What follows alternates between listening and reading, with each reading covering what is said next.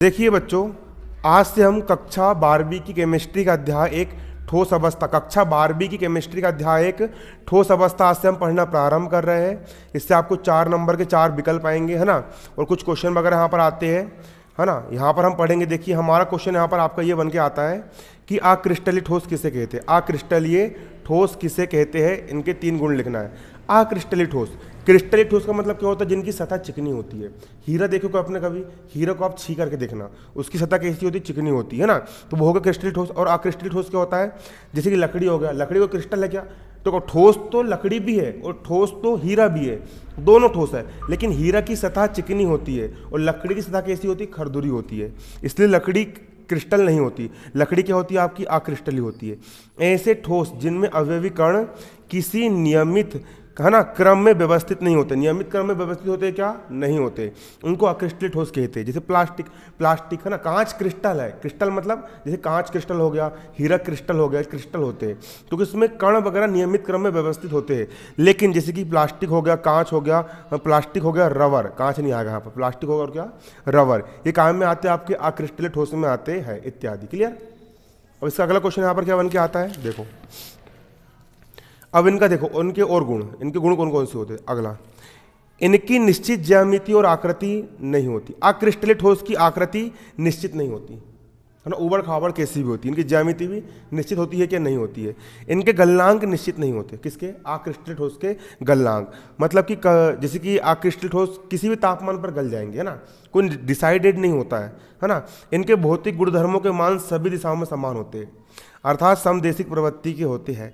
मतलब कि अगर आप इसमें तापमान में वृद्धि करोगे तो मतलब एक सभी दिशाओं में ये समान होते हैं, इसलिए इनके भौतिक गुणधर्म कैसे होते हैं, समदेशिक प्रवृत्ति के होते हैं। अब एक क्वेश्चन यहाँ पर आपको और बन के आता है कि क्रिस्टलीय ठोस और अक्रिस्टलीय ठोस में अंतर लिखो। किस में अंतर लिखना है यहाँ पर आपको, क्रिस्टलीय ठोस में और अक्रिस्टलीय ठोस में प्रमुख अंतर बताना है। तो गुण देखो, अब क्रिस्टलीय ठोस और अक्रिस्टलीय ठोस में अंतर निम्न है। पहला, प्रकृति, क्रिस्टलीय ठोस है वो वास्तविक रूप में ठोस माने जाते हैं। जैसे कि कांच हो गई, कांच को आप कितने दबाना बिल्कुल दबेगी नहीं। और ठोस की परिभाषा क्या है, ठोस की परिभाषा ही है कि इसमें जितने भी कण होते हैं वो कैसे व्यवस्थित होते हैं, ठोस के सभी कण एक निश्चित क्रम में व्यवस्थित होते हैं। तो क्रिस्टलीय ठोस में भी जो कण होते हैं वो कैसे व्यवस्थित होते हैं, एक निश्चित क्रम में व्यवस्थित होते हैं। इसलिए क्रिस्टलीय ठोस जो होते हैं एक प्रकार के वास्तविक ठोस कहलाते हैं।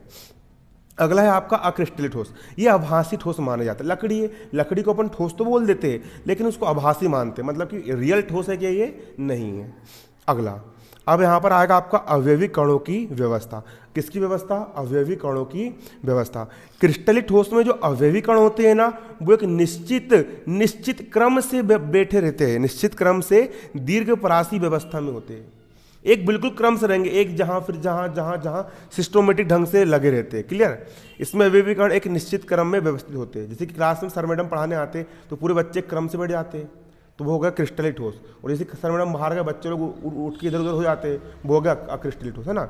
तो क्रिस्टलीय ठोस में क्या होता है, जो अवयवी कण होते हैं वो निश्चित दीर्घ व्यवस्थित होते हैं, जबकि अक्रिस्टलीय ठोस में इसमें अवयवी कणों की कोई निश्चित व्यवस्था होती है क्या, नहीं होती। क्लियर है। अब अगला गलनांक, क्रिस्टलीय ठोस का गलनांक। क्रिस्टलीय ठोस का गलनांक तीक्ष्ण होता है ना, अर्थात एक निश्चित ताप पर संपूर्ण ठोस द्रव अवस्था में बदल जाता है। इनका एक निश्चित, जैसे NaCl सोडियम जो होता है, सोडियम क्लोराइड जो होता है, नमक जो होता है, वो क्रिस्टलीय ठोस है। एक निश्चित तापमान डिसाइडेड है भैया कि इसी तापमान पर जो नमक है वो ठोस अवस्था से काय में चेंज होगा, द्रव अवस्था में चेंज होगा, जो इसका क्या होता है, गलनांक होता है। लेकिन अक्रिस्टलीय ठोस का गलनांक निश्चित नहीं होता है। लकड़ी अक्रिस्टलीय आप गर्म करना, कभी द्रव में चेंज होगी तो कभी नहीं होगी, ऐसा होता है ना। अगला है आपका देशिकता। क्रिस्टलीय ठोस कैसे होते हैं, विषम देशिक होते हैं। क्रिस्टलीय ठोस कैसे होते हैं, विषम देशिक होते हैं। और अक्रिस्टलीय ठोस कैसे होते हैं, आपके समदेशिक होते हैं। क्लियर है। एक क्वेश्चन यहाँ पर आपको और लिखा हुआ है कि ठोस कठोर के होते हैं, है ना, ठोस कठोर के होते हैं। कठोर का मतलब होता है कड़े, जो दबे ना। जैसे कि ये पेन हो गया, ये पेन आपका कठोर है, दब रहा है क्या, नहीं दब रहा है ना। और ये भी आपका कठोर ही समझ लो, लेकिन हल्का सा नरम रहता है, मुलायम रहता है ना। क्लियर है। लेकिन देखो ठोस कठोर के होते हैं, जैसे कि ये ठोस है, पेन ठोस है ना, ये कठोर के होते हैं। तो देखो ठोसों के अवयवी कण अत्यंत पास पास होते हैं। कैसे होते हैं, अत्यंत पास पास, बिल्कुल चिपक के होते हैं ना। कौन, ठोस के अवयवी कण कैसे होते हैं, अत्यंत पास पास होते हैं। कैसे होते हैं, अत्यंत पास पास होते हैं।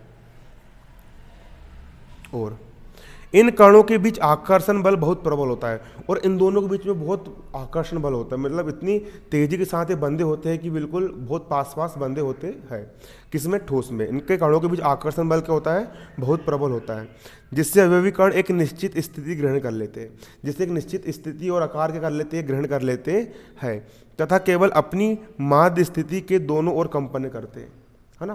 ये बहते नहीं है, द्रव में तो कण बहने लग जाते हैं, लेकिन ठोस में क्या होता है कि वो एक यहाँ पर बैठा है, एक यहाँ बैठा है, एक यहाँ बैठा है, एक यहाँ बैठा है, बस वहीं पर वो स्थिर रहेंगे, है ना। और अपनी माध्य स्थिति के दोनों ओर बस क्या करते हैं? वो कंपन करते हैं। कौन? ठोस के कण। क्लियर? ठोस असंपीड्य होते हैं। असंपीड्य का मतलब होता है जिसको दबाया नहीं जा सकता, उसको अपन क्या कहते हैं? असंपीड्य कहते हैं। आप इसको दबा के देखो, दब रहा है क्या? ये नहीं दब रहा है, इसका मतलब क्या है? ये ठोस है। बन जाएगा। क्लियर है? अगला क्वेश्चन यहां पर आपका ये है, आप देख सकते हो। क्वेश्चन यहां पर आपका ये कह रहा है कि ठोसों का आयतन निश्चित क्यों होता है? ठोस का आयतन निश्चित क्यों होता है? आयतन का मतलब क्या होता है? कोई भी वस्तु जितना स्थान घेरती है उसे उसका आयतन कहते हैं, है ना। जैसे कि मैं थोड़ा बड़ा हूं तो मैं ज्यादा स्थान घेर रहा हूं, है ना, धरती पर, तो मेरा आयतन ज्यादा है। आप थोड़े छोटे हो तो आपका आयतन कैसा? थोड़ा कम है। पेन और छोटा हो गया, इसका आयतन क्या हो गया? और कम। कोई भी वस्तु जितना स्थान घेर रही है उसको उसका आयतन कहते हैं। अब जैसे कि ये पेन है, ये ठोस है, इसको आप कहीं पर भी रख दो, इसी आयतन में रहेगा, ये रहेगा, इतने का इतने ही रहेगा, इतने स्थान घेरेगा। द्रव भी इतने स्थान घेरता है, लेकिन जैसे गैस होती है, गैस को आप सिलेंडर में भरोगे तो वो कम कम स्थान घेरती है, और सिलेंडर छोड़ दोगे तो अधिक स्थान घेरती है ना। तो लेकिन ठोस है वो, इसका आयतन निश्चित क्यों है? इसका आयतन निश्चित मतलब कि इसका आयतन फिक्स क्यों है? ये छोटा बड़ा क्यों नहीं होता? जैसे कि हवा होती है, हवा को दबाओगे तो फुग्गे में लोगे तो इतनी हो जाएगी, उसको सिलेंडर में भरोगे तो वो और दब जाएगी। जब हवा का आयतन कम ज़्यादा हो सकता है तो ठोस का आयतन कम ज़्यादा क्यों नहीं है? ठोस का आयतन निश्चित क्यों होता है ना? क्यों निश्चित होता है? इसका आंसर देखो यहाँ पर आप। ठोसों में अवयवी कणों की स्थिति निश्चित होती है। किसमें? जो ठोस होते हैं, ठोस के जो अवयवी कण होते हैं उनकी स्थिति कैसी होती है? एक के बाद एक के बाद एक के बाद एक के बाद एक के बाद एक निश्चित होती है निश्चित, तथा कणों के बीच रिक्त स्थान बहुत कम होता है। एक कण ये हो गया, दूसरा कण ये हो गया, फिर तीसरा कण ये हो गया, चौथा कण ये हो गया, पांचवा कण ये हो गया, छठवां कण ये हो गया, है ना। तो इनमें क्या होता है? ठोस में क्या होता है? ठोस में क्या होता है आपका? ठोस में आपका जो कणों के बीच का जो रिक्त स्थान क्या होता है? बहुत ज़्यादा कम होता है ना। पास पास में होते हैं। कौन होते हैं? पास पास में। कौन होते हैं? ठोस होते हैं। अतः कण गति करने के लिए स्वतंत्र नहीं होते। एक घड़ी जो गैस होता है, गैस का एक कण यहाँ है तो दूसरा कण जहाँ है, तो एक कण गति कर रहा है, ये वाला कण भी गति कर रहा है, तो गति करने के चक्कर में ये इनको जब हम दबाते हैं तो फिर कम स्थान, इसका आयतन कम कर सकते हैं। लेकिन ठोस के कण तो बेसिक पहले से चिपक के बिल्कुल पास पास में बिल्कुल जुड़े हुए होते हैं, उसको आप दबाओगी तो और कितना दबा सकते हो, है ना कि नहीं। इसलिए इसके कणों के गति करने के लिए कोई भी स्वतंत्र स्थान नहीं होता है। इन पर दाब का कोई प्रभाव नहीं होता। आप इसको कितने ही प्रेशर से दबा लो, लेकिन ठोस पर दाब का कोई प्रभाव पड़ता है क्या? नहीं पड़ता है। अतः इनका आयतन कैसा होता है? निश्चित होता है। ये जितने के उतने ही रहते हैं। कौन? ठोस। इनका आयतन कैसा होता है? निश्चित होता है। बन जाएगा। अगला देखो, कांच को अतिशीतित द्रव क्यों माना जाता है? अतिशीतित द्रव जैसे कि जो बहता है उसको हम द्रव कहते हैं। जैसे पानी हो गया, पानी बहता है तो पानी क्या हो गया आपका? द्रव हो गया, लिक्विड हो गया। अब उस पानी को यदि हम शीतित करेंगे, यदि हम उसको ठंडा करेंगे तो पानी कहाँ में बन जाता है? बर्फ में चेंज हो जाता है, और बर्फ में चेंज हो गया मतलब कि ठोस बन जाता है। तो इसी प्रकार आपकी जो कांच होती है, कांच को हम ये क्यों बोलते हैं? कांच, वो कांच द्रव है ना। एक ऐसा द्रव है कांच, एक ऐसा लिक्विड है जो कि बहता है, लेकिन ठंडा होने के कारण वो कांच में चेंज हो गया है, तो उसको अतिशीतित द्रव हम क्यों मानते हैं? तो देखो, कांच अक्रिस्टलीय ठोस है। कांच क्या है आपका? अक्रिस्टलीय ठोस है। कांच आपका अक्रिस्टलीय ठोस है। इसका गलनांक निश्चित नहीं होता। कांच का गलनांक निश्चित नहीं होता है, मतलब जिसका गलनांक निश्चित होता है उसको अपन क्या बोलते हैं? क्रिस्टलीय ठोस कहते हैं, है ना। और जिसका गलनांक निश्चित नहीं होता उसको अपन क्या कहते हैं? अक्रिस्टलीय ठोस कहेंगे। ये होगी इसकी मेन परिभाषा। इसका गलनांक निश्चित नहीं होता। किसका गलनांक? कांच का जो गलनांक होता है वो निश्चित नहीं होता है। क्लियर है? कांच का गलनांक निश्चित होता है क्या? नहीं होता है। कभी कम तापमान पे द्रव बन जा रहा तो कभी अधिक तापमान पे क्या बन जा रहा? द्रव बन जा रहा। इसमें इसको गर्म किए जाने पर द्रवों में समान बहने की प्रवृत्ति होती है। जब आप कांच को गर्म करोगे तो जैसे कि लिक्विड बहता है, उसी प्रकार से आपका कांच भी क्या होता है, बहने लग जाता है। यह क्रिया बहुत धीमी गति से होती है, अतः इसे अतिशीतित द्रव माना जाता है। बहुत गर्म करना पड़ेगा, बहुत गर्म करना पड़ेगा, तब जाकर के आपका कांच काय में चेंज होगा, आपका जो आपका ठोस कांच है वो काय में चेंज होगा, लिक्विड में चेंज होगा। इसलिए इसको अपन क्या मानते हैं, अतिशीतित द्रव माना जाता है। किसे माना जाता है, कांच को अतिशीतित द्रव माना जाता है। देखो अब अगला क्वेश्चन क्या है यहाँ पर आपका अगला क्वेश्चन यहाँ पर ये है कि अवयवी कणों की प्रकृति एवं उनके बीच कार्यरत बंधन बलों के आधार पर, अवयवी कण की प्रकृति के आधार पर और उनके बीच कार्य करने वाले जो बंधन बल होते हैं, है ना, किसी में सहसंयोजक बल कार्य करता है तो किसी में आयनिक बल कार्य करता है। बंधन बलों के आधार पर क्रिस्टली ठोस को कितने भागों में बांटा गया है समझाना है आपको, है ना। क्रिस्टल ठोस को अपन ने कितने भागों में बांटे गया है बताना है। तो अवयवी कणों की प्रकृति के आधार पर, किसके आधार पर, जो अवयवी कण है उसकी प्रकृति के आधार पर, या बंधन बलों के आधार पर, किसके आधार पर, बंधन बल मतलब कि कोई ठोस है NaCl हो गया, Na मतलब सोडियम, Cl मतलब क्लोराइड, है ना, सोडियम क्लोराइड, इन दोनों के बीच में जो बंध बना है ना, और दोनों एक दूसरे से किस बल के कारण जुड़े हुए हैं, है ना। कोई भी दो कण होते हैं, उन दोनों के बीच में एक बल कार्य करता है, उसी बल के माध्यम से उन दोनों वो क्या होते हैं, आपस में जुड़े हुए होते हैं, है ना। तो बंधन बल के आधार पर जो क्रिस्टली ठोस होते हैं उनको कितने भागों में बांटा गया है, तो उनको 4 भागों में बांटा गया है। सबसे पहला आता है आपका यहाँ पर आयनिक ठोस। पहला क्या आता है आपका यहाँ पर, आयनिक ठोस निकल करके आता है, आयनिक ठोस। अब समझेंगे यहाँ पर आयनिक ठोस क्या होता है। आयनिक मतलब कि जो आयनों से मिलकर के बने होते हैं, है ना, जो आयनिक बंध बनाते हैं, जैसे कि सोडियम क्लोराइड हो गया, 11वीं क्लास में अपने पढ़े होंगे, Na+ और Cl- दोनों बीच में आयनिक बंध बनता है, इसलिए आयनिक ठोस है। KCl पोटेशियम क्लोराइड, K मतलब, है ना, K मतलब धन, K+,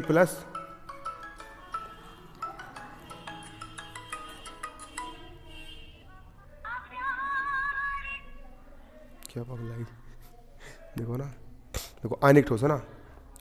वे पदार्थ जिसके क्रिस्टलों की संरचनात्मक इकाई आयन होते हैं, क्या होते हैं, आयन होते हैं। Na भी आपका आयन है और Cl भी आपका आयन है, क्या यानी पोटेशियम भी आपका आयन है, क्लोरीन भी आपका आयन है, सीजियम भी आयन है, क्लोरीन भी आपका आयन है। क्या होते हैं, आयन से मिलकर के बने होते हैं। इनको अपन क्या कहते हैं, आयनिक ठोस कहलाते हैं।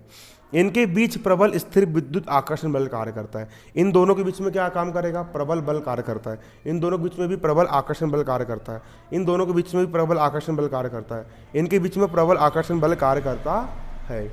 एग्जाम्पल इसके NaCl, KCl, CaCl, CaF2, ZnS इत्यादि, ये होते हैं इसके एग्जाम्पल, है ना, आयनिक ठोस।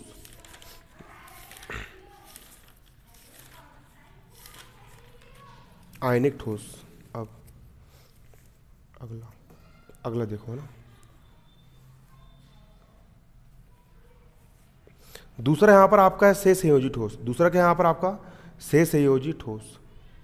देखो, वे पदार्थ जिनके क्रिस्टलों की संरचना इकाई परमाणु होते हैं, जिनके क्रिस्टलों की संरचना इकाई परमाणु, जैसे कि SiC इकाई परमाणु होते, है ना, परमाणु होते, इसमें आयन नहीं जुड़ते हैं, बल्कि कौन, परमाणु भाग लेते। कौन भाग लेते हैं, परमाणु भाग लेते हैं। इलेक्ट्रॉनों का आदान प्रदान नहीं होता, बल्कि दोनों के बीच में सहसंयोजक बंध बनता है।